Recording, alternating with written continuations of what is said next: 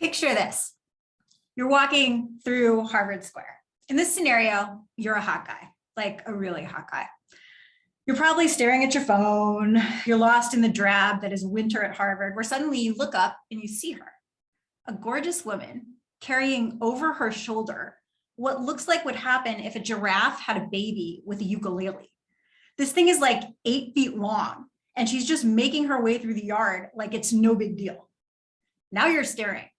You think, am I even seeing this? What is that thing? What does it sound like? But you're flustered and intimidated. And by the time you finally get up the courage to say something, she's gone. I am delighted to introduce the Honourable Elizabeth A. Baker as an artist and a person.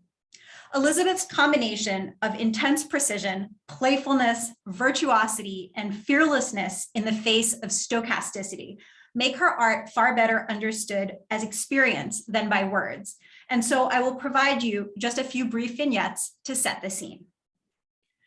Elizabeth's work is always a conversation with an instrument, with technology, with the room she's in, with nature.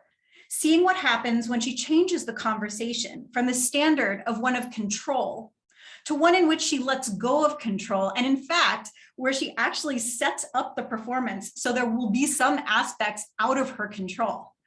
Why would you do that? Asks the scientist. It gets me out of my complacency, she says. Elizabeth's pursuit of her work has taken her from the otherworldly beauty of the prairies, marshes, and pinewood forests of Florida, where field studies was initiated, to a murder basement in Cleveland while on tour, to Texas, where her piece, Command Voices, is illegal to perform, pursuant to section 43.23 of the Penal Code, due to its use of, at minimum, 9 vibrators. As she's traveled around the world to create and share her work, the head of the TSA at the Tampa airport knows Elizabeth personally, in part for her collection of instruments and tools, a railroad spike, microphones made out of shotgun shells, and that last one also got her a police escort at LaGuardia Airport. As a final note, Elizabeth is not interested in being accessible to the audience. For the purposes of today's performance, you are a community of voyeurs experiencing a sonic ritual that Elizabeth has constructed. As per the suggestion in the chat, there's massive bass. Please use headphones if possible. Relax and welcome to the mind and the art of the Honourable Elizabeth A. Baker, New Renaissance artist.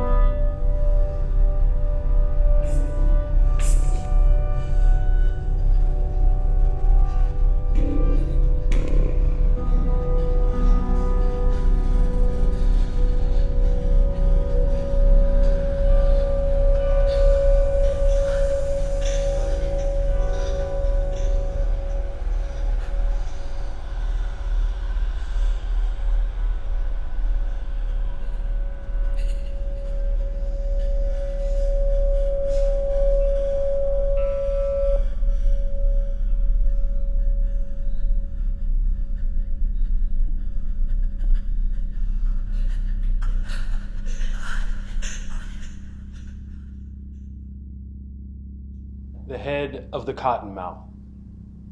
Life, life, miracle life, hollers the unseen bird tangled in the roar and mane of the bare trees. This morning, the dead wake in the snow, their scent in its melting, in the water that will rise into the roots, into the unborn leaves, because the bare trees hunt for water, need water, even if it smells of the dead.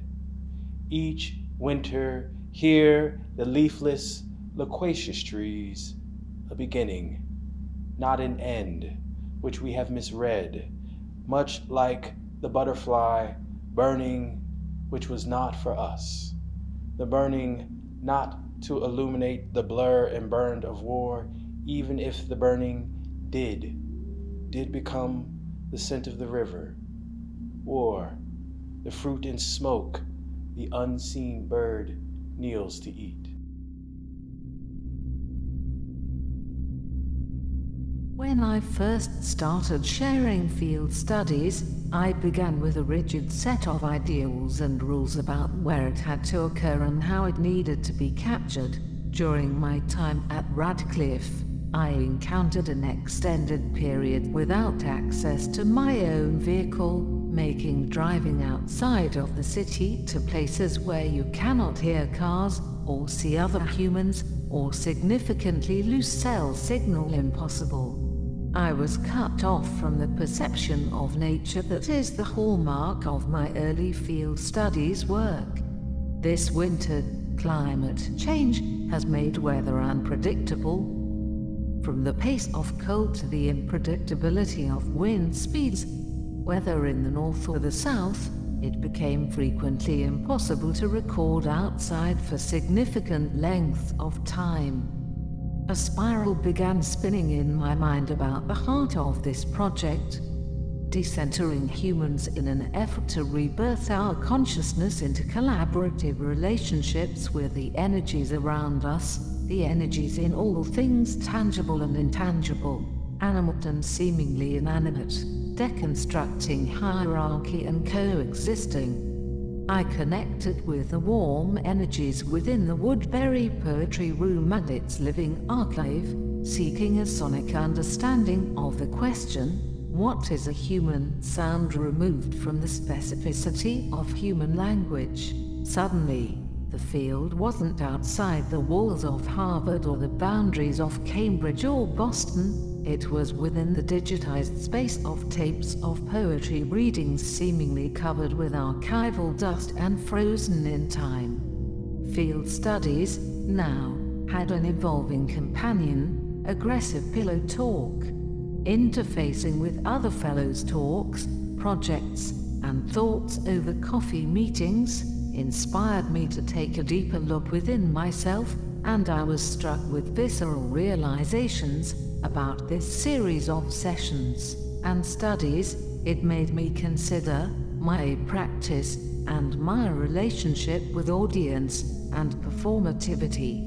Field studies is less about a physical field within a preconceived notion of nature, but rather a realization that the energy of all things around us are equal, and if we slow down with intention to honor the energy in the space we occupy, a space that exists without finite boundaries or borders, there are answers and moments of sublime beauty.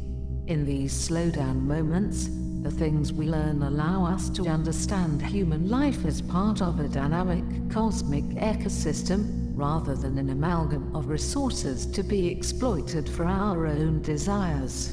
Field studies is less about the performative and more about the ritual.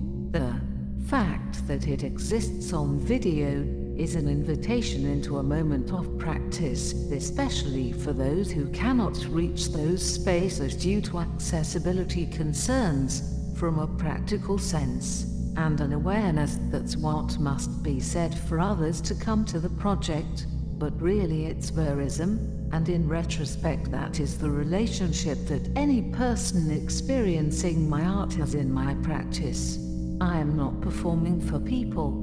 They are witnessing a sonic ritual, like a ver, seeking an intimate connection with. They are witnessing a sonic ritual, like a ver, seeking an intimate connection with the energy found within that ritual.